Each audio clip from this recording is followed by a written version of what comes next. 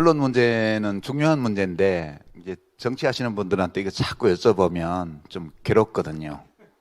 예, 내일 당장 뭐 오늘이라도 당장 기자분들 접촉해야 되는데 어려우니까 언론학자께 여쭤봐야죠. 뭐 우리가 많이 인용하는 데이터인데 국경 없는 기자회에서 이제 세계 180개 국가 정도를 대상으로 해서 해마다 언론 자유 지수를 조사를 해서 발표를 합니다. 이게 2006년도에 노무현 대통령 시절에 31위를 해서 아시아에서 물론 최고고 전 세계적으로도 아주 높은 수준으로 갔다가 2008년도부터 떨어지기 시작해서 69위까지 추락했다가 또 2016년도에는 70위까지도 내려갔다가 문 대통령 임기가 끝나기 직전인 2019년을 보면 41위까지 다시 올라와 있습니다.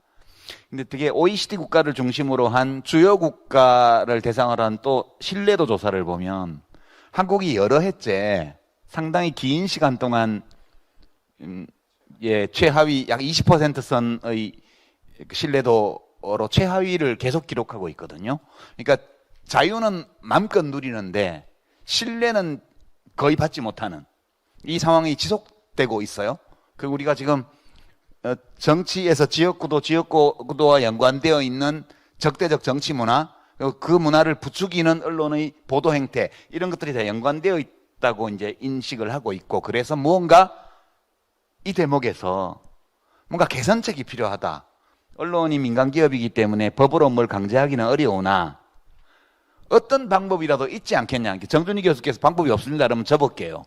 그런데 혹시 어떤 방법이 있다면 한번 제안해 주시죠. 그 방법이란 게 노무현 정부 때 시도했던 방법이 비교적 전공법이었는데요.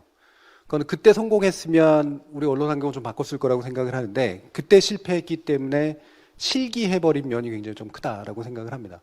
그 이유가 뭐냐면 이미 언론 영역은 공공재 영역을 벗어난 시장 영역으로 거의 완전히 들어가 버렸거든요. 그렇기 때문에 이 시장을 다스리는 어떤 방식으로 뭔가를 해결하지 않으면 내용을 다스리는 방식처럼 비춰지는 순간 상당한 이제 저항이나 상당한 문제에 부딪힙니다. 작년에 언론중재법 관련된 논의에 있어서도 이제 바로 그런 게 왜곡된 것들을 보여주는 건데 이게 피해구제라고 하는 굉장히 타당한 이유에서 출발한 것이었음에도 불구하고 언론 자유라고 하는 프레임 속에 가둬지면서 사실 뭐 세계에서 이렇게 막 이렇게 들여다보게 되면은 문제가 있는 것처럼 보이거든요, 실제로. 왜냐하면 세계에 있는 모든 그 인권기구라든가 이런 데들은 되도록이면 터치를 하지 않는 것이 이제 기본적으로 좋은 거라고 생각하는 그런 약간의 관습 같은 것들도 있기 때문에요.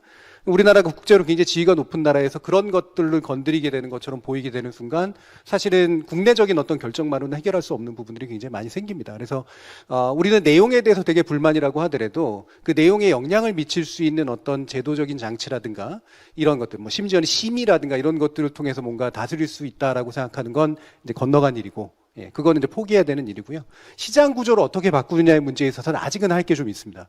그 이유가 뭐냐면 우리나라 미디어 기업들은 한국에 있는 거의 모든 나쁜 기업들보다도 훨씬 더 나쁜 방식으로 살아남아 왔거든요. 한국의 모든 나쁜 기업보다 더욱 나쁜 방식으로 생존해 왔다. 네, 그러니까 뭐 이런 얘기를 하면 너 언론학자가 어떻게 언론을 그런 식으로 무시하고 막 폄하하냐 그러는데 실제로 여러분들 아시겠지만 세무조사, DJ 정부 시절에 세무조사라는 거 할 때 보면 부채 비율이 1000% 넘고 막 그랬었어요. 그 당시만. 이건 기업으로 생존할 수 없었던 기업이었던 거죠. 지금 많이 합리화가 일어났습니다. 이미 이제 한 번의 세무조사가 있고 나서. 그런데 시절에 생존하는 방법을 거두었지만 여러분들이 뭐 예를 들면 TV에서 심지어 요건 지상파까지도 들어오고 있는 건데 건강 아로니에 얘기하면은 바로 옆에서 홈쇼핑에서 팔고 있는 현상들이 나타나잖아요.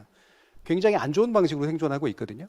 이거는 언론 기업이기 때문에 손을 못 대고 있는 부분들이 굉장히 강합니다. 이 언론 자유를 침해한다라고 판단하기 때문에. 하지만 공정거래의 질서를 잡아주는 거에 있어서 언론 기업 예외 없다라고 하는 방식으로, 그러니까 시장의 어떤 민주화, 시장에서의 경제 민주화라고 하는 관점에서 언론 기업도 예외 없다라고 하는 것으로 시장 구조를 좀 바꿔내는, 시장의 질서와 규칙을 바꿔내는 방식으로 접근하는 것이 전 타당하다고 생각합니다. 예, 이제 이런 것의 일환으로 나온 게 미디어 바우처법 논의가 한참 됐는데 오늘 토론에서 다루지는 못하지만 우리 시청자 여러분들 관심이 있으신 분들은 미디어 바우처법 한번 검색해서 보시고요.